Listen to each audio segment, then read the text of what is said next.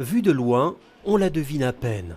Alors zoomons pour mieux la découvrir. Cette tour qui, à elle seule, raconte un pan de l'histoire de la ville. Celui de sa première enceinte, 4 kilomètres de rempart, qui au XIIIe siècle protégeait 80 hectares, le territoire de Bruxelles à l'époque. Il faut savoir qu'à l'époque, toutes les grandes villes s'entourent de remparts pour une simple et bonne raison que les guerres consistent notamment à prendre les villes du voisin. Et donc, on fait le siège de la ville. Et la meilleure façon de rendre ce siège le plus difficile, c'est d'avoir des remparts. Jusqu'au moment où on invente l'artillerie, et l'artillerie rend les remparts obsolètes. C'est la destruction d'un immeuble qui l'offre aujourd'hui au regard des passants. Un peu plus loin, dans une rue toute proche, au Treurenberg, on la découvre sous un autre angle, dans une petite cour, avec une partie du mur qui la prolonge.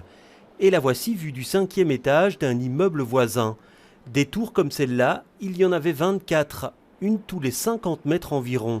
Une première enceinte qui ne sera pas démantelée lorsque la ville grandira et dont certains morceaux ont traversé le temps. La première enceinte n'a jamais été réellement déclassée. Elle a été mangée petit à petit par la ville et on le voit vraiment ici.